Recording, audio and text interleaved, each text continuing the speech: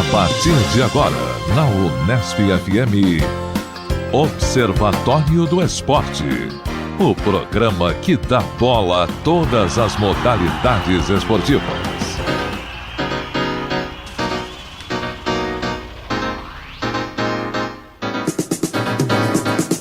Grande abraço para você sintonizado em 105,7 nas ondas da Unesp FM. Está começando mais uma edição do Observatório do Esporte. Hoje é sábado, dia 24 de outubro, o ano é 2015. Eu sou o Guilherme Dias, do Observatório você já sabe, né? Informação e análise dos acontecimentos esportivos da semana. Na reportagem de hoje vamos falar sobre naturalização no esporte. Vamos analisar os critérios que levam atletas a mudar de nacionalidade. Vamos ouvir as opiniões de quem é a favor e quem é contra a prática de naturalização. E para isso entrevistamos o jornalista dos canais ESPN, Paulo Calçade, e o jogador de basquete da seleção brasileira e do time de Mogi das Cruzes, o Larry Taylor. Aqui no Observatório, a informação vai além das quatro linhas. E vamos abrir, né, os nossos comentários de hoje com o nosso time quase que completo, né?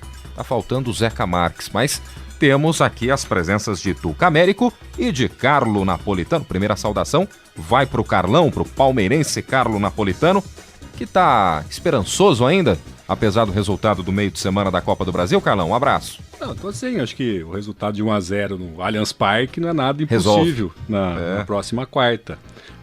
Se o pessoal brigar menos e jogar mais bola, acho que dá certo, né? Talvez acho que essa é a saída. Precisava dar um calmante pro Dudu, né? Um calmante natural, lógico, pra ele não ser pego no doping, mas o rapaz é nervoso, né? Não, mas acho que é legal o cara entrar com sangue nos olhos, faca nos dentes, mas tem que jogar bola, tem que marcar quando é necessário, né? Deixar um rapaz sozinho na ponta da área ali não contribui com o time, né, Guilherme?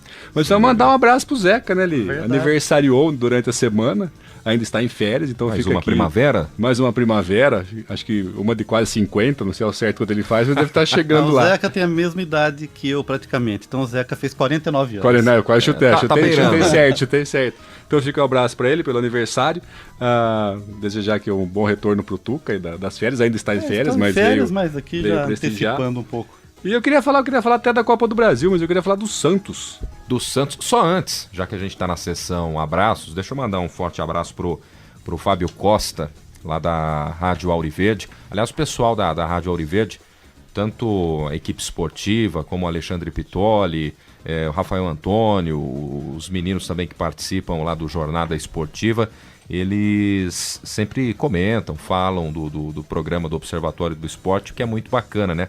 A gente sabe que o Jornada Esportiva, por exemplo, é um site que faz a cobertura de diversos esportes aqui de Bauru, não só futebol e basquete, mas vôlei, futsal e outras tantas modalidades, e vira e mexe o pessoal lembra com carinho do Observatório do Esporte aqui da Unesp. Então fica o nosso abraço para a equipe do Jornada, também para a equipe da Rádio Auriverde. Então fica mais um aqui, mais um abraço para um emendar. Ouvinte, né, o Maurício Neves Fernandes, ouvinte do programa, e falando aqui que gosta do nosso programa Observatório do Esporte. Então vai um abraço aí também para o Maurício Neves Fernandes, nosso ouvinte. Sinta-se abraçado. Agora vamos tratar dos assuntos desta semana. Começar com o Peixe? Falar do Santos.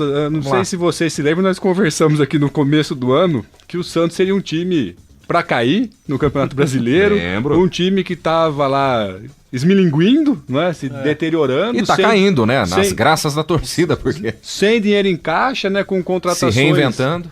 Com contratações de risco, né, como foi no início do ano do Ricardo Oliveira, né, que ele fez um contrato de risco, que o grande modelo de contrato de risco é no Palmeiras, e o Santos fez, e talvez até sem querer, e o time que deu certo, né? Quer dizer, tá ali buscando uma vaga na Libertadores no Campeonato Brasileiro e virtualmente campeão da Copa do Brasil, né? Pelo jogo da última quarta-feira contra São Paulo, o meu Palmeiras, se passar pelo Fluminense, vai ter trabalho na final.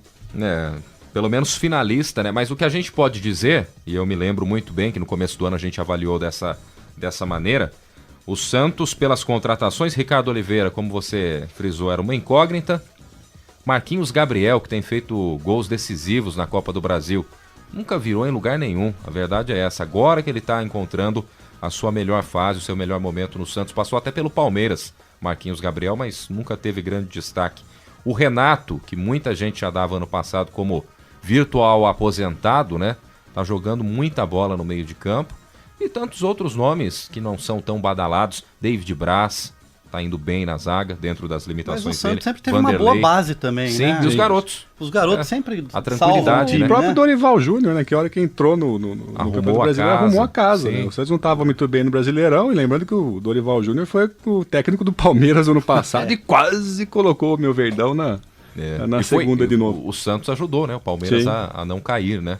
Vencendo lá na Bahia. Mas é legal, vocês não dá pra ter planejamento no futebol, né? Que os caras falam, quer dizer, é totalmente implanejado, né? Sem planejamento, e o time tá aí dando certo. Organização ajuda, mas se o elenco tem comprometimento, né? E isso dá pra gente ver que o grupo do Santos tem, já demonstrou, assim como o grupo do Corinthians tem, e tá mostrando isso no Campeonato Brasileiro.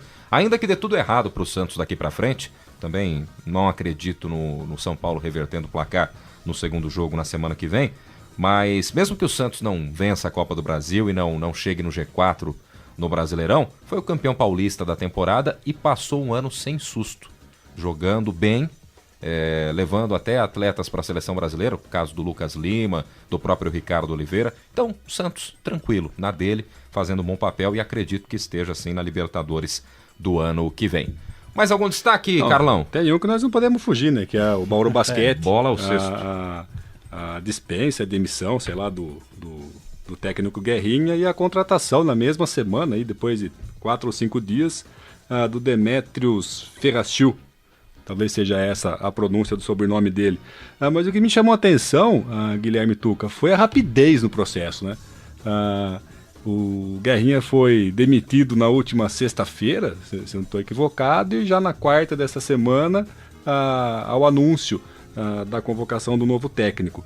Isso talvez com um furo de notícia do nosso ex-companheiro aqui de mesa, o João Paulo Benini, o Papa, no blog dele, o papocompapa.com, ele anunciou isso, olha, Guerrinha será mandado embora e quem será o substituto será o Demetrios.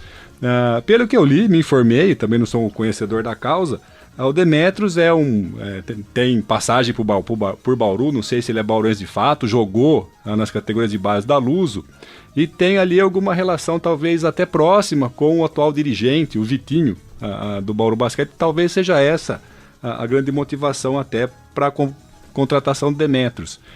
Mas me chamou a atenção essa rapidez. A impressão que eu tive como torcedor, como leitor de notícias, é que estava tudo já acertado, ou seja, talvez a contratação do novo técnico já tinha sido feita antes da demissão do Guerrinha. Sabe o que me assustou, Carlão? Eu estava em Avaré, que estou em férias, né? Estava na casa da minha irmã em Avaré e tô lá folheando meu tablet, né? Navegando no tablet. Aí lá, Guerrinha é demitido do Bauru Basquete. Eu procurando no JC, na mídia de Bauru, uma informação do porquê. E não consegui encontrar, cara. Isso passou o sábado, domingo, a segunda-feira, e um silêncio total. Então me assusta isso. Que força tem essa? O patrocinador que não quer que um desgaste junto ao público? Porque as razões não foram transparentes. Ninguém chegou, o que aconteceu foi realmente isso. Mas aí, vou dizer uma coisa. Pegou mal pro time do Pascoaloto Bauru Basquete. Pela falta de posicionamento, a partir do momento que você emite uma nota, seja através da assessoria de imprensa do seu clube, e você disse que um ciclo de um treinador vitorioso, como foi o Jorge Guerra, se você gosta ou não gosta do Guerrinho, isso é uma outra história. Se não dá para ir métodos ou não dá para ir contra fatos. E fato é que o Guerrinha, ele marcou, nas 2 passagens que teve por Bauru, foi campeão brasileiro, campeão da Liga das Américas, campeão sul-americano, levou Bauru para um patamar aí de disputar partidas da NBA, disputar Intercontinental contra o Real Madrid. Então, para mim, não pegou bem para o time do Bauru Basquete, justamente nesse posicionamento. Deixar no vazio, até abriu margem para o Guerrinha. O Guerrinha depois veio a público falar, eu não entendi por que eu fui dispensado. Porque resultado não foi. O Guerrinha, junto com o Bauru Basquete, evidentemente, conquistou os principais títulos, com exceção do NBB na última temporada. O nosso diretor Fleury está lembrando que o próprio Guerrinha postou no Facebook dele, na página pessoal, na sexta-feira à tarde já um comentário sobre isso, dizendo essas alegações que você está colocando. Então, Dinheiro, problema financeiro aparentemente também não foi. O próprio Guerrinha confirmou isso. Questão de resultado não foi. Questão de relacionamento, segundo o Guerrinha, também não. Ele até cita isso no texto. Só que nesse terceiro ponto, eu particularmente não acredito. Porque não tem outro motivo, a não ser o desgaste. Até porque, Guilherme, eu acompanhei o noticiário da TV Tem local na quinta-feira, na hora do almoço. Entrevistaram já os jogadores e o novo técnico. E o que eu notei, estranhamente, é uma felicidade dos jogadores. Eles pareciam muito felizes com a chegada do novo técnico. Então isso me dá uma possível indicação que existia um desgaste, talvez, entre o Guerrinha e a equipe, que eu acho que é natural depois de tanto tempo. Isso eu posso estar completamente equivocado, mas o que eu vi dos últimos jogos do NBB no ano passado era o Guerrinha passando orientação no tempo técnico para os comandados dele e muita gente olhando para o teto, muita gente olhando para o outro lado, muita gente dispersa ali. E a própria diretoria do Bauru Basquete se posicionou. Essa mudança é uma forma de dar uma chacoalhada no time, no elenco, para todo mundo sair da zona do conforto, da zona de conforto. Então pode ser aí uma dica. E outra coisa, né? Só para a gente completar, o Carlão também vai falar na sequência. A informação que chega aqui do Conselho Gestor, porque ninguém decide sozinho hoje no Bauru Basquete. Existem 9 integrantes nesse Conselho Gestor. E na pauta, Guerrinha continua ou não, foi unanimidade a votação para a saída do Guerrinha. Então, isso mostra o quanto de desgaste existia nessa relação aí, Guerrinha com diretoria, com atletas. E acho só que faltou, por parte do Bauru Basquete, se posicionar de uma forma mais sólida, mais firme, mais concreta, até para não abrir margem para contra-ataque na imprensa mesmo do Guerrinha, né? Se perguntando e deixando ponto de interrogação, porque repercutiu nacionalmente. Eu vi isso no site Globo Esporte, no Lancinete. Por que o Guerrinha foi demitido? Ninguém sabia explicar. Isso não pegou muito bem para o time do Bauru Basquete, não. E talvez essa felicidade dos jogadores aí, Tuca, possa ser explicado porque ele jogou com vários deles, né? Sim, claro. Ele parece que jogou com o Alex, jogou com o Murilo, também aqui em Bauru. Então talvez seja isso. Ele disse que tem aqui um dos motivos para vir Bauru, essa relação com a cidade, e também a relação com os jogadores, que ele ou já foi parceiro de equipe ou até jogou contra e tem uma admiração. Minha teoria, eu acho que é o seguinte: a gente pode afirmar que esse basquete de Bauru hoje só existe por conta do Guerrinha. Foi um projeto que ele implantou uma e duas vezes. Quem plantou a semente foi o Guerrinha. Foi ele que plantou. Eu acho que aconteceu aí que ao longo do tempo o projeto foi ficando muito grande e ele perdeu o controle, né? Isso passou a mão de um conselho gestor e que ele já não tinha o controle que ele gostaria de ter como criador do projeto. Eu acho que, de certa forma, ele se sente um pouco traído por tudo isso, né? Mas agora bola pra frente e vamos ver o que acontece com o nosso time. E o Papa também mencionou no blog dele uma mudança talvez até no comportamento da equipe, né? Que a vinda do Demetrios é para mudar o sistema de jogo, que é um treinador que gosta muito da defesa e contra-ataque. Sim. E o que Bauru não fazia, né? Nós comentamos aqui várias vezes que Bauru só optava pela arremesso de 3, e isso, na nossa hipótese aqui, era uma das causas das derrotas. Talvez mudando o esquema de jogo, quando caía, ganhava. O Bauru pode ter mais oportunidades, aí, talvez até almejar o NBB, que talvez seja o grande sonho. O grande desafio nesse momento. E que fique claro, para a gente encerrar esse assunto basquete também, é que o Observatório do Esporte está observando os dois lados da moeda. Claro. A gente está tentando ver o lado do Guerrinha e tentando também ver o lado do Bauru Basquete. Claro que a gente está se posicionando, cada um está falando um pouquinho do que acha, do que pensa sobre essa situação, que foi talvez a grande polêmica na cidade nos últimos dias.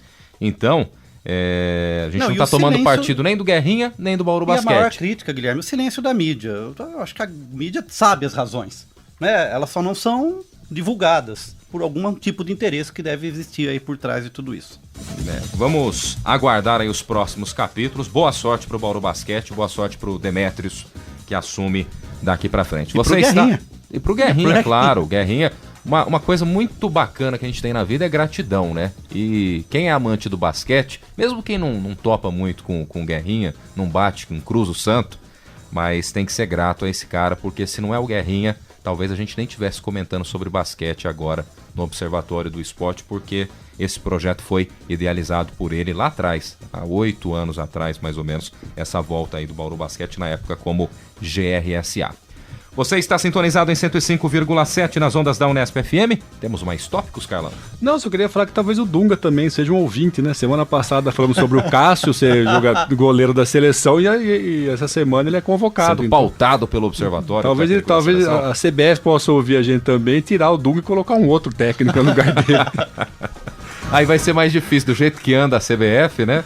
Vai ser mais complicado para alguém parar e ouvir o Observatório. Mas o Dunga realmente chamou o Cássio, chamou 4 jogadores do Corinthians, é isso? Cássio, Renato Augusto, Elias e Gil. Isso. 4 atletas do Corinthians, o time aí com mais convocados aí para a sequência das Podiam levar o Tite. Tá na porta ali o Tite, né? Se o Dunga sair, se o Dunga pisar fora do quadrado, o Tite vai pro lugar dele, né? Isso se ele quiser, mas é o nome da vez, evidentemente. Seleção brasileira só confirmando que foi convocada aí pros jogos contra Argentina e Peru no mês de novembro, né? 2 partidas importantes aí na caminhada rumo à Copa de 2018 na Rússia. Então vamos aos tópicos de Tuca Américo, pois não, Tuca? Vamos lá, tem bastante coisa para falar hoje, hein? Vamos lá. Bem, quero aqui retomar a nota, o comentário do nosso diretor Fábio Fleury na semana passada sobre o rugby, né? Então, como eu disse para vocês, eu estou no período de férias, então tive tempo para assistir algumas partidas de rugby, né? E assisti, inclusive, uma bela partida que foi Austrália e Escócia, né? Que a Austrália ganhou por 1 ponto de diferença, 35-34. 1 ponto no rugby, não sei nem o que dizer em comparação ao futebol, seria um escanteio a mais, né? De diferença, nem pra quando o comparar. escanteio valia, né? Aquele torneio início do Paulistão. Né? Torneio misto ali, escanteio. Mas eu queria destacar como é um jogo emocionante. Eu nunca tinha acompanhado uma partida de rugby completa, entender a movimentação dos atletas, como é que funciona, né? Então eu queria reafirmar alguns comentários do Fábio, né? A cordialidade dentro do campo, né? São atletas muito bem preparados, muito fortes fisicamente, e é um jogo muito bruto, mas em nenhum momento você vê deslealdade. Até porque ficaria impossível o jogo com deslealdade. Como é a frase do Fleury que ele mencionou aqui? Rugby é um jogo de brutos jogados por cavalheiros. E o futebol é um jogo de cavalheiros jogados por brutos. Certo, então até tem uma frase que foi dita pelo famoso árbitro galês, Nigel Owens, né? Que um jogador estava simulando algumas lesões no jogo de rugby. Ele chegou pro jogador e falou o seguinte, cara, se é para você simular, você devia estar jogando futebol e não rugby. Então, acho que é muito interessante. E tem uma certa cordialidade, né? Que é muito bacana. Então, por exemplo, quando o time que perde, ele forma a fileira e aplaude o time vencedor.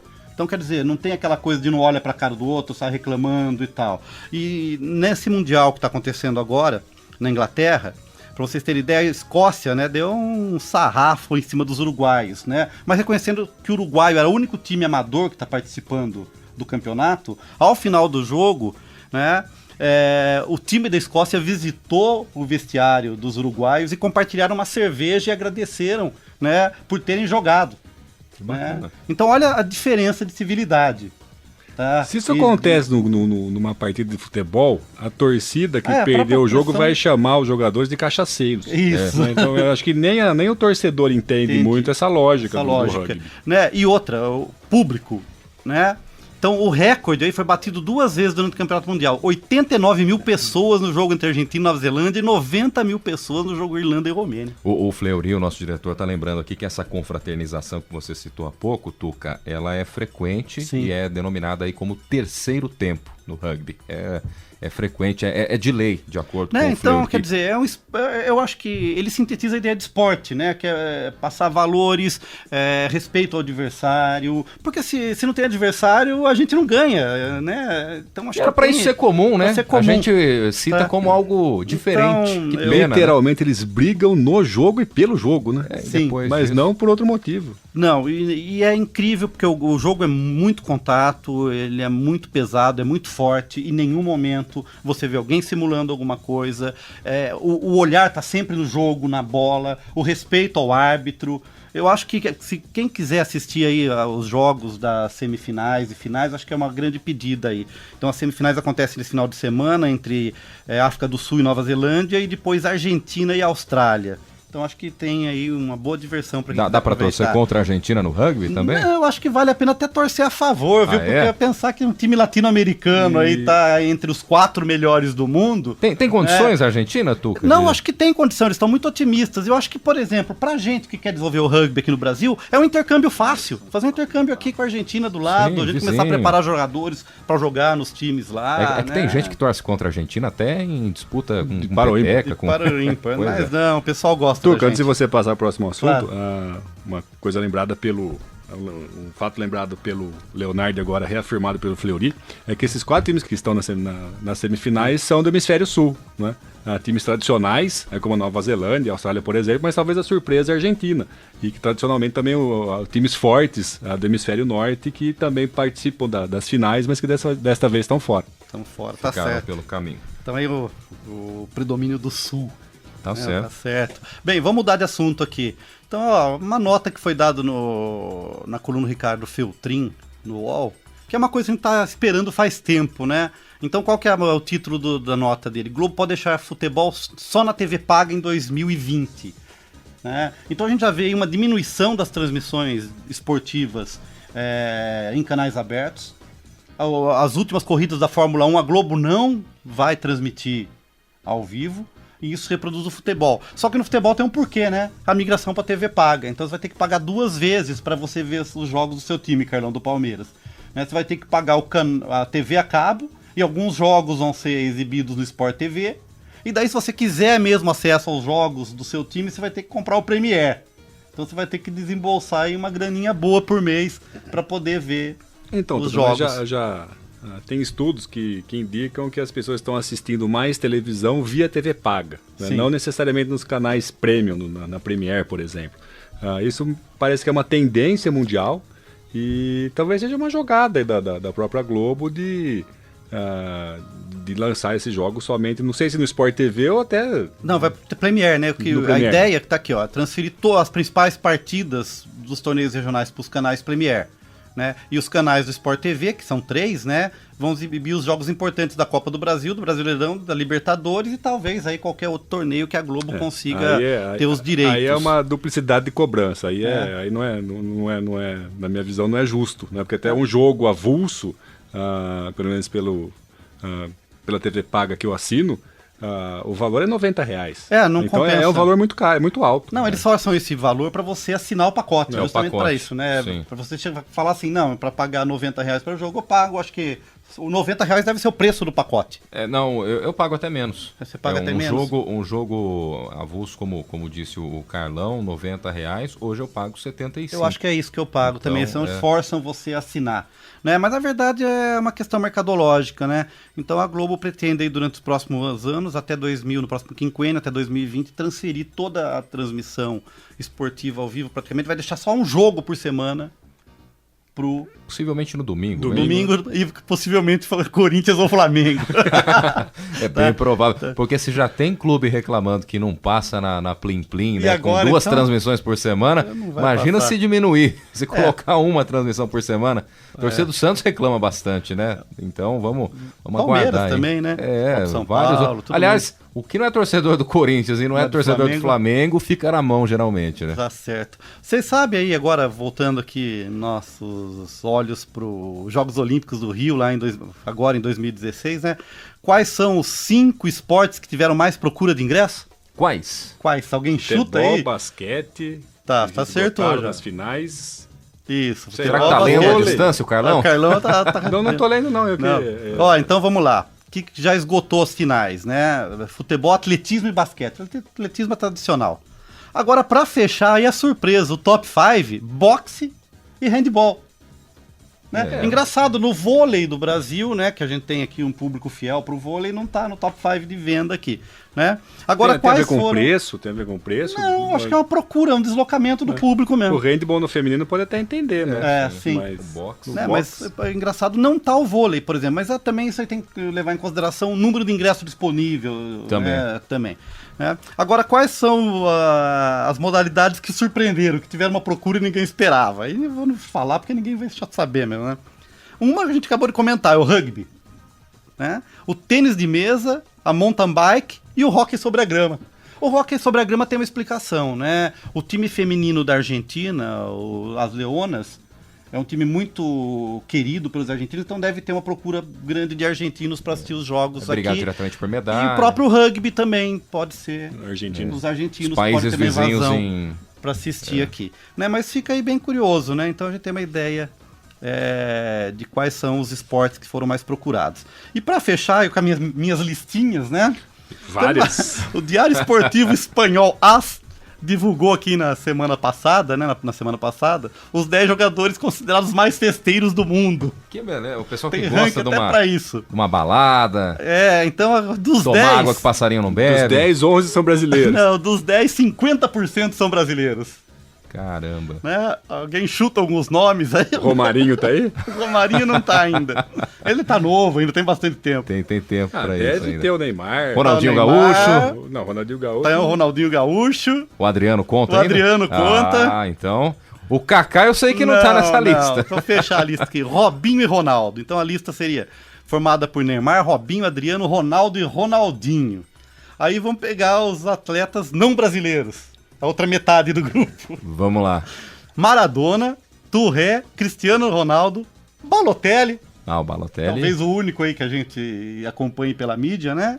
E o Paul Goscione, né? O Gadza, que jogou no Newcastle e jogou pela Inglaterra na Copa de 90. Então, dos 10 mais... E desses São 10 os líderes mais... mundiais e jogadores de futebol festeiros. E se a gente parar pra analisar desses 10 mais aí dessa lista, 3 deles a gente apontava alguns anos atrás como nomes pro Mundial de 2014. Sim. O Ronaldinho Gaúcho, o Adriano. o Adriano e o Robinho. E o Robinho. O próprio Robinho fazendo a diferença. Muita gente pensou que o Robinho pudesse ajudar também em 2014 a fazer a diferença. Então são 3 nomes dos que a gente até pouco tempo atrás, até, sei lá, 10 anos atrás, 8 anos atrás, a gente imaginava que poderiam render bons frutos aí para a seleção brasileira. O que está por trás disso também, né? O culto da celebridade, né? Então, quer dizer, o que interessa também noticiar é onde está o Robinho no final de semana, o Neymar no final de semana, o que o Adriano bebeu ou não bebeu semana passada. Vocês acreditam que o Neymar tem potencial para entrar nessa lista daqui uns anos? Ele já tá, né? Ele tá. Já tá na lista. O Neymar já tá na lista. Top Presta 10, atenção nos no top 10. Então ele vai subir, então. Ele pode chegar ao O topo. perigo é ele não chegar à Copa 2018. Você aconteceu com os outros, o que aconteceu com os outros 3.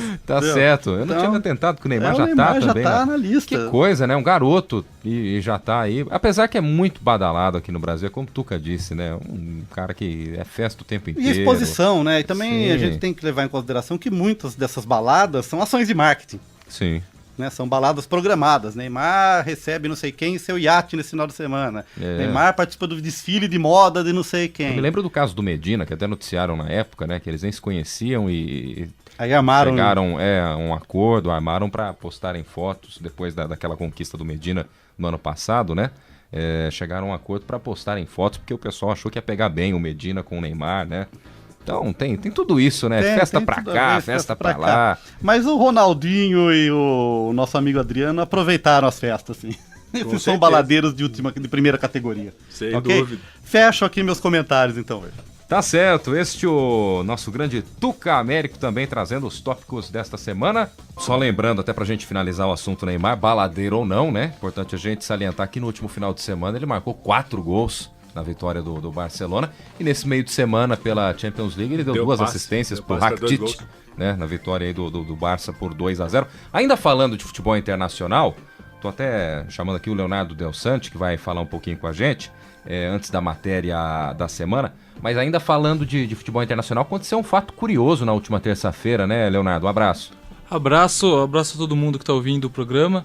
É muito interessante mesmo, a torcida do Arsenal tá um pouco nervosa com a maneira com que o time vem lidando com o seu estádio, né? A gente fala muito aqui da elitização do estádio, inclusive no Allianz Parque, por exemplo, que o Arsenal vende o ingresso mais caro da Premier League toda, que já é um ingresso caro. E essa semana, como teve o jogo da Champions League, eles precisavam vender ingressos também para a torcida do Bayern de Munique, né, que é a torcida visitante, e eles cobraram 67 libras, que são 100 euros. Pra você ter uma ideia, muito, muito caro o preço. Aí a torcida do Bayern, como maneira de protesto, entrou depois de 5 minutos de jogo no estádio. E quando entraram no estádio a torcida do Bayern, a torcida do Arsenal ficou de pé e aplaudiu muito o feito. Também como maneira de protesto dos preços da Premier League. E é muito interessante porque esse efeito vem acontecendo aqui no país também, né? A elitização dos estádios, o Palmeiras cobra hoje o ingresso médio mais caro do país e tudo se deve a conta das chamadas novas arenas.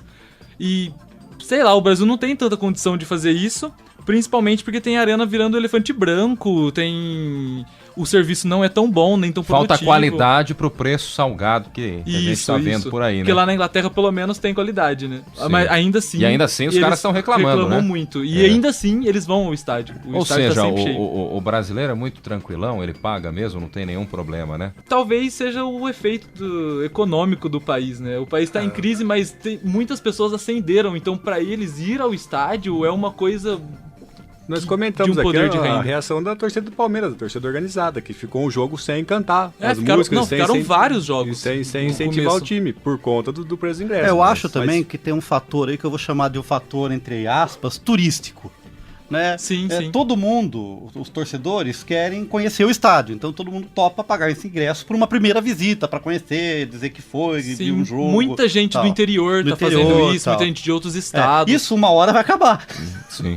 Entendeu? Eu, inclusive, pretendo fazer isso. É. Assim que tiver Tem uma muita grana gente que ainda não sobrando. teve a oportunidade que tá indo conhecer, bem lembrado pelo Mesmo sendo palmeirense, eu tava combinando com meu irmão, meu pai tem 72 anos, em levarmos nosso pai a conhecer o estádio do Corinthians, ver um jogo do Corinthians, né? Pra ter esse prazer. Mas é como eu já afirmei lá atrás, um passeio turístico que você topa investir. Agora, pro cara que é o torcedor mesmo, que vai quer ir todo sempre. sempre, aquele que é fiel, Falta- outra briga também. Falta um pouco de tato do E do que eu vi time muita em si. gente reclamando também da questão do sócio-torcedor, né? Porque pra quem é sócio-torcedor é muito mais fácil conseguir os ingressos. Agora, quem não é sócio-torcedor, tá cada vez mais difícil e mais caro. Então também tem essa fidelização mercadológica. Eles querem que você seja o sócio-torcedor. Então garantir uma presença fiel, sempre, constante ao estádio. O que eu acho bacana. Agora precisa equalizar o custo disso. Só que tá aí. faltando bom senso no que diz respeito ao Com custo, certeza. né? Sim, Tá na porque hora- muitas das vezes o sócio-torcedor simplesmente tem uma carteirinha e poucos benefícios. Do Palmeiras ainda tem um pouco mais, mas acontece com muitos clubes do país que é sócio-torcedor, tem uma carteirinha, benefício, pago Carteirinha. 10% de desconto. comprar o ingresso antes. Nada. É claro que tem muita gente que tem condições de frequentar um campo de futebol e tem dinheiro para isso, a gente não vai entrar nessa questão, mas tem tantos outros que não vão ter essa oportunidade porque o preço sobe a cada dia, né? A gente que vive num país com tanta dificuldade, onde o salário mínimo a gente sabe Claro. das limitações, então a cada dia que passa, e dependendo do evento, da competição, Libertadores, por exemplo, o pessoal superfatura o preço do ingresso para corrigir erro de dirigente que às vezes vai mal no comando do clube, afunda o clube em dívidas, contrata errado, promete mundos e fundos aí para atletas e depois tem que descontar no torcedor comum, que é o trabalhador, que às vezes não tem a condição de pagar tão caro e fica refém, fica numa situação complicada, né, para acompanhar. Mas em cima disso, né, quem quiser ver um bom futebol com preço acessível, domingo, amanhã, 10 da manhã, tem o Noroeste Fernandópolis valendo o acesso do Norusca, né? Aliás, parabéns pro nosso Leonardo obrigado. Del Sante, que é torcedor do Botafogo de Ribeirão Preto. E o Botafogo subiu pra Série C, né? Já estamos pensando em subir pra B ano que vem, já. O planejamento já começou. Queria saber do planejamento do Thiago Noroeste. Pavini pro 15 de Jaú. Vamos. Torcedor lá em Jaú economizou com o preço do ingresso esse ano, hein? Claro que é uma brincadeira, a gente sabe das tradições do 15, a gente torce para que o time volte a disputar ano que vem, mas só uma menção aí, mandar um abraço pro nosso grande Thiago Pavini, que volta, deu balão no programa hoje. retorna na próxima semana, ele que tá aí correndo atrás do trabalho de conclusão de curso dele também, sempre também prestigiando, né, o Observatório do Esporte, participando ou não, né, tá na audiência nesse momento, ok. o Thiago Pavini. Bom, você está sintonizado em 105,7 nas ondas da Unesp FM. E agora é hora da matéria da semana, que vai falar sobre a naturalização no esporte. A locução é de Heitor Facini. Observatório do Esporte. Confira a reportagem da semana. Um tema em debate.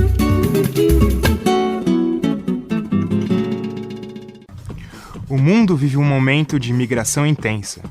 Pessoas vindas do Oriente Médio e África abandonam seus países em busca de uma vida melhor. Mas isso não basta para ter os direitos fundamentais atendidos. Para ser reconhecido como cidadão de um país, muitas vezes é preciso realizar o processo de naturalização. Entrevistamos o jornalista dos canais ESPN, Paulo Calçade. Ele ilustra as diferenças de nacionalidade entre países. Cada país também tem uma leitura diferente sobre o que é essa relação com ele, né? Por exemplo, para os alemães, se você é filho de alemão, basta ter o pai ou a mãe, porque pode ter nascido em qualquer país do mundo. Para eles, você é alemão, é uma maneira de enxergar. Outros têm apenas a relação com a geografia, o local onde você nasceu. Mas você nasceu no Brasil, seus pais podem ser portugueses, alemães, você é brasileiro. Então, cada país, é claro que desenvolve uma relação com o que é sua nacionalidade. Uma das formas de acelerar esse processo é por meio do esporte. Entrevistamos também Larry Taylor, da Seleção Brasileira de Basquete. O jogador nasceu na cidade de Chicago, nos Estados Unidos. Até a última temporada, atuava pelo Bauru Basquete e agora defende a camisa do Mogi das Cruzes. Ele contou como decidiu se naturalizar brasileiro. Eu cheguei em 2008, daí foi 2011 que o pessoal da seleção começou a conversar comigo. Eu já estava no Brasil 3 anos, e aí eles perguntaram se eu gostaria de ter a oportunidade de jogar pela seleção. E eu pensei, já estava morando 3 anos no Brasil, estava gostando muito, e em 2012 deu tudo certo e... Larry também destacou outro motivo para ter aceitado mudar de nacionalidade para defender a seleção. Para mim foi uma forma de mostrar meu amor que eu tenho pelo país. Como eu estava me sentindo muito em casa, as pessoas aqui no Brasil me trataram super bem desde o primeiro dia que eu cheguei. Então, para mim era bom jogar basquete, jogar na seleção. Então, isso é uma forma de mostrar o amor e carinho que eu tenho pelo Brasil, e eu queria mostrar isso dentro do quadro. Mas nem sempre o amor a um novo país é motivo. Por não ter a chance de representar sua pátria, muitos atletas mudam de nacionalidade para ter a oportunidade de disputar grandes eventos esportivos. Como não existe uma lei específica e geral, cada modalidade tem seus critérios, o que torna alguns esportes mais rigorosos que outros. Para o jornalista Paulo Calçade, é necessário dar mais atenção ao assunto. E vai chegar uma hora que a gente vai ter que discutir de uma forma mais séria quais os mecanismos, né? Como é que um atleta, qual é a ligação dele com determinado país. Mas a gente precisa ter alguns parâmetros para tratar essa questão com mais seriedade. Ela está muito largada e está ficando perigoso. Calçade também cita exemplos para mostrar o descaso com a naturalização. De um Mundial de Futsal que teve aqui no Brasil, tinham 35 atletas brasileiros no Mundial, e a seleção brasileira só podia inscrever 15.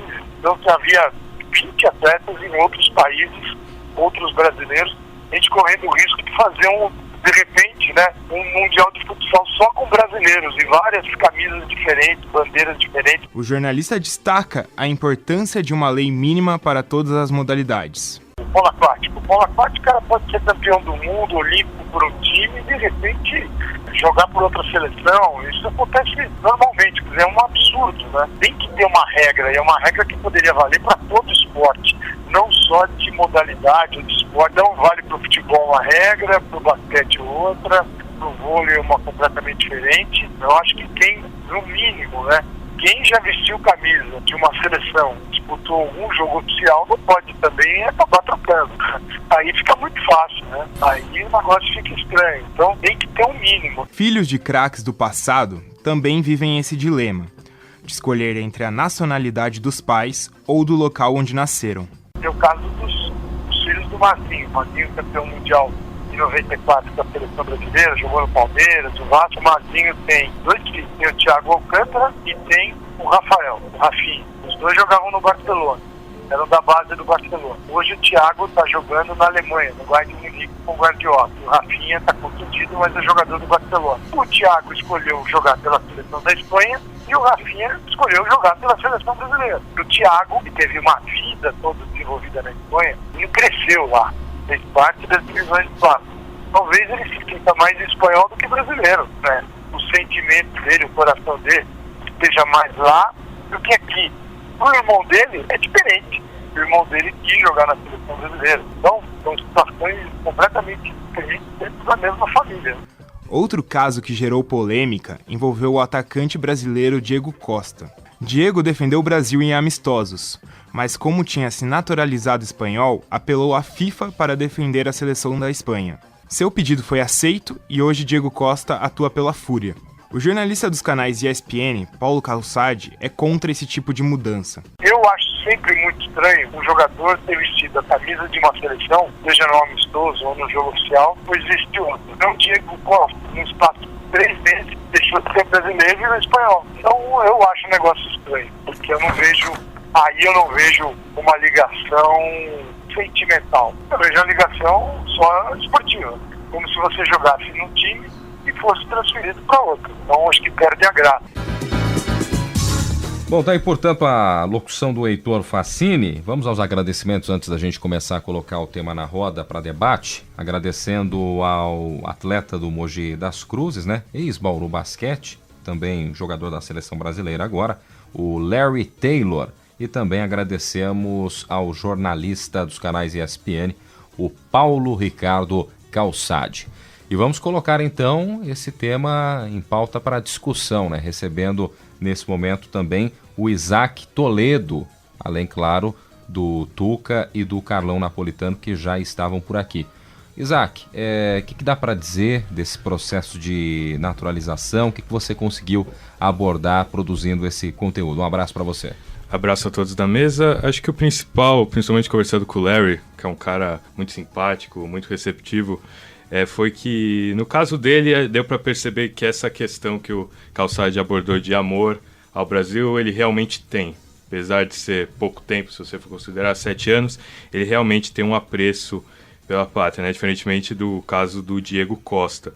E acho que ficou bem interessante, fazendo pesquisas para a matéria, tudo, é que não é de hoje que essas naturalizações acontecem, né? Hoje está mais na mídia, parece que ganha maior destaque, principalmente porque envolvem, e ultimamente tem envolvido muitos jogadores brasileiros, né? Eu trouxe alguns exemplos aqui, né? Casos famosos de nacionalidade. O Zidane, que é filho de pais argelinos, mas é francês, nasceu na França e joga pela seleção francesa. O Ibra, que tem um pai sérvio, a mãe da Bósnia e é sueco. O próprio Mazzola, que defendeu o Brasil e depois a Itália. E por aí vai. E um outro dado interessante nessa pesquisa que eu peguei, que o Carlos deve saber muito bem disso, é que a Itália nunca foi campeã com uma seleção 100% italiana. Sempre teve estrangeiros nos seus elencos quando foi campeã. E em 34 tinha 5 estrangeiros, né? Um brasileiro, ou melhor, desculpa. Tinha 6 estrangeiros, um brasileiro e 5 argentinos. Esse brasileiro era o Filó, que chegou a jogar no Corinthians na década de 30 e de 40. Em 38 teve um uruguaio. Em 82, o Cláudio Gentili, que marcou época na Juventus, tal, que era líbio. E em 2006, o Camoranesi, também argentino, e o Perrota, que era inglês. Então... Isaac, cabe uma explicação jurídica nessa questão. Né? Vamos lá. São 2 critérios tradicionalmente usados para atribuir nacionalidade. O critério de nascimento, que é o critério de solo. Então, a legislação do país considera que a pessoa é nacional se ela nasce no seu território. E esse é o nosso critério principal aqui no Brasil. Ou seja, nasceu em território brasileiro, a regra é ser brasileiro. Tem algumas exceções, mas a regra é essa. Alguns países adotam o critério de sangue. Ou seja, o filho do nacional é. E esse é o caso da Itália. Então, na Itália, há o reconhecimento da transmissão de nacionalidade por questão sanguínea. Então, isso explica porque a Itália tem sempre estrangeiros no seu time. Na verdade, eles não são estrangeiros. Eles são italianos desde o nascimento, só que eles nasceram em outro lugar. Na nossa cabeça, então, a gente pode colocar assim, Carlão, na cabeça dos brasileiros, né, já que a gente lida com esse fato praticamente todo dia e esse assunto volta à tona quase que sempre, né? Então, na nossa cabeça, os caras que nasceram fora da Itália e defendem a seleção italiana, eles não são italianos e ponto. Agora, para eles, lá na Itália, não deixam de ser italiano, independentemente de onde nasceram. É o caso do nosso companheiro Zeca Marques. Zeca Marques. O Zeca Marques nasceu no Brasil, mas tem nacionalidade portuguesa. Sente português. Eu tenho dupla nacionalidade. Você também? Ítalo-brasileiro. Veja só, temos aqui uma mesa só nossa. Multinacional. A gente não, né, Carlão? A minha cidadania italiana está sendo requisitada. Só que requisitada. está lá na fila na embaixada italiana desde 2008. Né? Por conta daquela extradição, o mal resolvido do César e Batista, a impressão que eu tenho é que a embaixada deixou de conceder. Deu uma segurada. Eu sou bisneto de italiano, sobra alguma coisa para mim? Daria, sim. Daria sim, porque até a 4ª geração há transmissão. Em especial se for masculino, porque a partir da Segunda Guerra Mundial é que se atribui também a condição da mulher passar a cidadania. Antes era só o homem que passava. Então você precisa ver se há uma linha aí genealógica de transmissão masculina, com certeza você vai ter. Se tiver uma mulher no meio, precisa ver quando ela nasceu. Se ela nasceu antes de 48, se eu não me engano, ela não transmite. Se ela nasceu depois de 48, ela transmite. Não é muito difícil. Então eu sou brasileiro 100%. Mas o Zeca comentou isso aqui que com os primos dele em Portugal, os primos não acham que ele é brasileiro, que ele é português, acham que ele é brasileiro.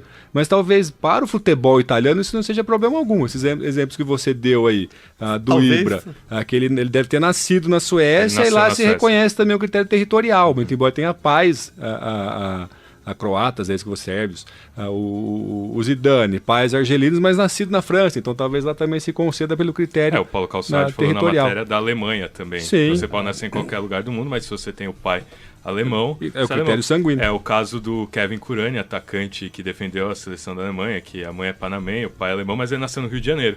Então, brasileiro ele é, que nem o Carlos falou. Agora, tudo. O que é estranho é o caso do Mazzola, porque ele já tinha disputado uma Copa do Mundo pelo Brasil e jogou. Então, jogou pela Itália. Depois a FIFA passou a considerar jogos oficiais como critério para não poder naturalizar, mas recentemente, no caso do Diego Costa, ele entrou com o pedido judicial porque ele se naturalizou espanhol e a FIFA levou em conta que o amistoso não seria considerado prioritário para que ele não defendesse outra seleção e ele foi defender. Posso continuar daí o raciocínio? Daí quando se trata de nacionalização, de naturalização, os critérios são outros. Aí você tem que realmente mostrar um afeto, um apreço, um amor à pátria, ao território, que é o caso do Léo, né? Ele é americano, porque nasceu nos Estados Unidos, lá também o critério é esse, o critério territorial. Ele veio para o Brasil, ele não tem nenhum laço sanguíneo com brasileiros, ele é americano, família americana, e ele se identificou com a nossa cultura. Então esse é o critério para transformar o sujeito estrangeiro num sujeito nacional. Tanto que virou corintiano. Tanto que virou corintiano, sambista, a pessoa cantar o hino, né? Teve até uma campanha do Bauru Basquete muito engraçada, para quem teve a oportunidade de ver. Vale a pena até rever, porque é muito engraçado ele no trânsito, cantando, treinando o hino. Né? E quem já conviveu com o Larry tem essa certeza que ele é muito mais brasileiro do que muita gente que nasceu aqui no Brasil. Ele é um cara que ele bate no peito mesmo e gosta das coisas do Brasil. Então, tudo bem, tem gente que não gosta dessa ideia de naturalização, aquela coisa toda. Mas você sabe que a gente estava conversando agora, eu me lembrei de um fato, porque o meu pai é italiano, né? Ele veio para o Brasil com 18 anos. Aliás, ele era lateral esquerdo do Bolonha, foi para a Espanha e acabou vindo pro Brasil. E a gente falou na primeira parte do programa, né, do top 10 aí, dos festeiros que gostam de uma festa. Se fosse top 11, ele tava no meio. Então, por isso que a carreira não vingou, né? Ele conheceu minha mãe aqui no Brasil, aquela coisa toda. Mas eu poderia muito bem jogar uma Copa do Mundo pela Itália ainda, porque meu pai é italiano, então sou reconhecido como italiano lá. Você também, é lateral né? também? Não. Só falta jogar bola. Sair de forma de bola para jogar, né? Ter um espírito de atleta. Mas quando passei por lá, atuei nas categorias de base do Faenza por um mês. E todo mundo depositava muita esperança, porque é um brasileiro que tá chegando, né? Quando me viram tocar na bola, o desespero foi total. E me sacaram logo. A única coisa que eu aprendi e que tenho de boas recordações é que toda vez antes do treino a gente tomava café junto e cantava o hino. Eu aprendi o hino italiano nessa época. Vai narrar o jogo, menino, você ganha mais, tem mais futuro. Isso com 11 anos, por aí. Mas é bacana e é um assunto polêmico realmente, né? Tem muita gente que diz que sim. Eu queria abordar uma questão fora do futebol, né? A gente estava discutindo até um pouco antes da gravação. Eu acho que tem algumas questões que a gente tem que levar em consideração. Por exemplo, a questão do oportunismo em determinado país em trazer um atleta simplesmente para disputar um campeonato, os Jogos Olímpicos, um campeonato mundial, que seja. Então, eu não acho legal. Eu não concordo com isso. Agora, outra é você trazer uma base de treinadores, de atletas, para poder melhorar o esporte aqui. Então, trazer, no caso do polo aquático, você repatriar alguns jogadores, trazer alguns jogadores para participar, jogar o campeonato aqui, estar dentro dos times, transmitir o conhecimento, fazer uma interação com os atletas brasileiros. Isso é legal. Né? E o que tem acontecido com os técnicos. Eu não vou lembrar agora o nome do técnico do handball. Né, que é um nome complicado, ele é norueguês, acho. Mas é um cara que veio e montou o time feminino de handball. Né? A gente tem outras histórias, como por exemplo o Oleg Ostapenko na ginástica artística. Se não fosse ele, a ginástica artística do Brasil não teria avançado como avançou. Né? O próprio técnico que foi do Minas Tênis Clube, que era um coreano do voleibol, que eu não vou lembrar o nome dele agora. Eu tô me lembrando da treinadora do nado sincronizado, que também são tantos exemplos, né? Muitos exemplos. Então acho que isso é legal. E a gente já discutiu algum tempo atrás uma coisa que eu sou radicalmente contra, que acontece muito aqui no interior, nos jogos regionais, nos jogos abertos, que em época de campeonato são importados. Tem uma história muito engraçada, acho que você não estava aqui no programa, muito engraçada a história. Eu estava no aeroporto de Buenos Aires para voltar para o Brasil, né, sentado, e à minha frente tinha uma menininha com a camiseta da Secretaria de Esportes do município de Sorocaba. Eu falei, uma brasileira, fui conversar. Não, ela era uma argentina e estava vindo para os Jogos Abertos em Bauru para disputar xadrez por Sorocaba. Nossa. E conversando com ela, ela falou que é muito comum, que ela chega aqui e encontra várias amigas, né, que recebem só para vir, passar 2-3 dias aqui, ficarem alojados, fazem o dinheirinho para jogar, disputar o torneio pelos jogos, pela cidade, pelos Jogos Abertos. Quando a gente imagina... Isso é uma falta de respeito com os atletas locais. Quando a gente imagina jogos regionais, Jogos Abertos, a gente pensa no quê? A chance de revelar atletas do interior, né, de ter uma base. Aí você contrata, nem que seja por uma semana, vamos pôr aí por alguns dias, gente de fora, de outros estados, de outras nacionalidades, aí argentinos, uruguaios, chilenos. Aí você perde a razão de ter também. Você não estimula, né, o esporte, o crescimento de modalidades que não são... Vai na contramão completamente. Muito valorizados aqui no país. E acaba que, quando chega a competições como agora a Olimpíada, faz um investimento muito alto, mas querendo o resultado imediato. Isso aí às vezes é um tiro no pé. E eu fui atleta, participei de vários jogos regionais, jogos abertos, né? E o que era bacana nisso? Essa coisa o sentimento é o mesmo do brasileiro, do atleta olímpico brasileiro, que ele vai para a Vila Olímpica e vê os atletas que são os seus ídolos. Então, quando a gente ia para os Jogos Abertos, eu lembro de ver a Hortência jogando, de ver o Oscar jogando, de ver o pessoal do vôlei jogando, de ver o pessoal do atletismo. Era uma forma de você falar, essas pessoas existem, então aqui eu posso chegar lá, né? Eu posso até, de repente, jogar uma partida contra essas pessoas na situação. Né? Então isso descaracteriza totalmente você trazer essas pessoas. Né? Por isso que esvaziou, por isso que todo mundo perdeu o interesse, né? A verdade é essa. Às vezes a gente vive épocas aí, períodos de jogos regionais, jogos abertos, ninguém tá nem aí, que depois ficam se perguntando, mas por que ninguém, né, se importa com isso?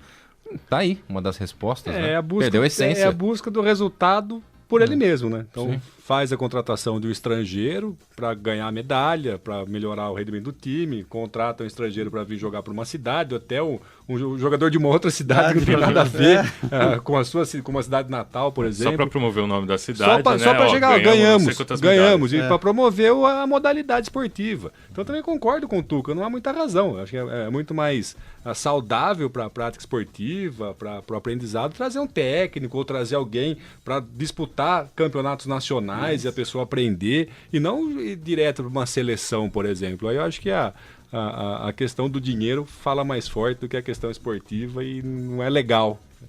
Ainda sobre naturalização, o nosso diretor, o Fleury, ele deixou aqui o blog do Alessandro de Argolo, que trata justamente, né, num dos textos dele, justamente sobre naturalização que aconteceu no futsal. Vou até ler um trechinho aqui. Surreal o que aconteceu na final do Campeonato Europeu de Futsal de Seleções, realizado na Itália, no dia 9 de fevereiro de 2014, né?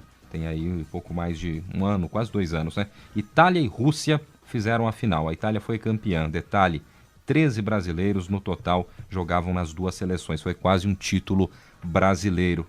Então, às vezes a gente vê também quantidade, principalmente no futsal, né? A gente pega o time da Itália, a seleção de futsal da Itália, praticamente toda ela, por 75%, formada por brasileiros. Na Itália, futebol. Espanha, Portugal. Mas aí tudo realmente. bem, a gente pode, o que eu estava falando, talvez tenha uma lógica na Itália. Agora precisaria ver se esses que foram puro sangue ou não, né? nacionalizados russos, se eles têm alguma relação. Não é? Pode ser, no sul tem uma colônia russa, tal. Futebol de salão é forte no sul. O futebol de salão precisaria ver. Daí não seria nada esquisito. Aí, agora o problema é talvez se... chama atenção o número de atletas, né? Se o dinheiro russo, né, comprou esses jogadores. Tem cara do negócio, né? Vender minha naturalização. Teve o caso de um atleta do hipismo, agora eu não vou lembrar o nome dele, porque eu só lembrei agora que o professor comentou, que ele já disputou campeonato pelo Brasil, só que ele foi atraído pelo dinheiro, pelo projeto, segundo ele, que um bilionário ucraniano fez para investir no hipismo do país, para chegar nas Olimpíadas e tal. E aí ele falou, eu vi a oportunidade, achei interessante e foi. Mas em nenhum momento, na matéria que eu li, estava falando se ele tinha alguma relação com a Ucrânia, se ele tinha algum parente, mesmo que distante. Então, nesse caso, fica bem esse negócio assim evidente. Ele viu a chance de participar num torneio, de fazer parte de algum projeto grande, e foi para a Ucrânia montar a cavalo, literalmente. E só para a gente encerrar, dá para dizer também, muita gente observa outras seleções, propriamente no futebol, né? Tanta naturalização, tanto atleta que de repente vai defender a Itália, vai defender a Alemanha. E como será que o brasileiro encararia isso, né? Se de repente pegasse lá um centroavante argentino, até citaram nas últimas semanas o exemplo do Prato, do Lucas Prato, do Atlético Mineiro, que ele poderia se naturalizar brasileiro. Como seria isso do outro lado da moeda, aqui pra gente? Como vocês acham que o torcedor brasileiro iria encarar, por exemplo, ter um centroavante argentino na Copa? Pela cultura nossa aqui. Se vocês aconselhariam o Barcos ou não? Eu acho que ia ter rejeição. Se você tem uma rejeição de um técnico, imagine a naturalização do jogador. Atleta, eu acho Então, mas eu tô lembrando aqui do Daniel Pereira, não sei se vocês se recordam. Ele era quarto zagueiro do São Paulo e era um excelente quarto zagueiro. E foi cogitado para ele se nacionalizar. Só que na época ele tinha disputado uma partida oficial pelo juvenil da seleção uruguaia. Que acabou impossibilitando. Era o Dario Pereira. O que eu falei? Danilo. Dario Pereira. Dario Pereira. Depois virou treinador e... Acho que eu falei Daniel. Alguma coisa. Dario Dario Pereira. Pereira. Dario Pereira. Camisa 10 de São Paulo virou um dos maiores quartos zagueiros. O quarto zagueiro, isso. Dario Pereira. Eu me equivoquei no prenome dele. Acertei no sobrenome. Então, aí no Brasil tinha uma carência na zaga. Né? Então, uma dupla ali dele, ele e Oscar, que já era a zaga do São Paulo, talvez seria a zaga da seleção de 82. Né? Agora, talvez uma posição como meio-campista, né, ou como atacante, eu acho que nós teríamos mais resistência, mas talvez um zagueirão ali, ou até um goleiro. Então, porque a gente a gente pensa da seguinte maneira, né? Não sei se vocês vão de repente concordar com esse raciocínio, mas os principais meias, até dos últimos campeonatos, esse ano não, Renato Augusto, Jadson, o pessoal jogando bem, né? São brasileiros. Mas de uns anos para cá, os principais destaques na posição de meio-campista, Montijo, que jogou um tempo no Cruzeiro e depois foi para o Santos, o Dario Conca, que passou pelo Vasco e depois se destacou no Fluminense, o próprio D'Alessandro, da equipe do Internacional. E esses nomes que eu estou citando, tanto Conca como Montijo, como o D'Alessandro, tiveram um pouco contato com a seleção argentina mesmo, né? Não sei aqueles desafios Brasil e Argentina, né? Aquele desafio das Américas. Então, seriam atletas que, para a realidade nossa hoje, os meias que a gente tem, você acha, por exemplo, que um D'Alessandro, um Conca, um Montijo, quando estava jogando o fino da bola no Cruzeiro, de repente poderiam encaixar. Mas e aí? E a aceitação dos brasileiros? Será que a gente ia aceitar ver um argentino como camisa 10 da nossa seleção? Eu vou responder com a visão que os próprios argentinos têm do Messi. O Messi até hoje ainda é meio rejeitado pela torcida argentina, porque eles acham que o Messi não é um jogador argentino, porque foi criado desde muito jovem, com 12, 13 anos, já estava na Espanha. Já estava na Espanha, né? E lá eles falam que o Messi não é um jogador argentino e culpam ele como eles chamam de pecho frio, ou seja, não tem raça. Que não tem aquele jogador raçudo. Para eles, o melhor jogador e disparado sempre vai ser o Maradona, que é aquele cara que grita, que berra, né? Que esguela, que se mata dentro de campo. Tá certo. Fica realmente, claro que são vários pontos de vista, né? Tem ouvinte que nesse momento vai estar concordando com naturalização e tem ouvinte, evidentemente, que vai estar nesse momento na sua casa ou no seu carro pensando que não dá realmente, né? Então, a gente respeita e isso que é bacana, né? Esse debate acaba enriquecendo, trazendo mais detalhes pro ouvinte, para você que acompanha o Observatório do Esporte. Se você que é ouvinte do nosso programa e que acessa as redes sociais, curta a nossa página no Facebook. O endereço é o www.facebook.com/Observatório do Esporte. Acesse também o blog do nosso programa. O endereço é o www.observatoriodoesporteunesp.blogspot.com. O Observatório do Esporte deste sábado vai ficando por aqui. Teve locução de Guilherme Dias e Heitor Facini, comentários de Tuca Américo e Carlo Napolitano, equipe de reportagem constituída por Isaac Toledo, Jéssica Dourado, Leonardo Guerino, Leonardo Del Sante, Heitor Facini e Tiago Pavini. Direção de Fábio Fleury. Trabalhos técnicos hoje do Silvestre Oliveira. O Observatório do Esporte é um projeto de extensão universitária financiado pela ProEx, a Pró-Reitoria de Extensão da Unesp. Para você, obrigado pelo carinho da audiência, um grande abraço, ótimo final de semana e até a próxima. Observatório do Esporte, informação além das 4 linhas. A Unesp FM apresentou Observatório do Esporte. O programa que dá bola a todas as modalidades esportivas.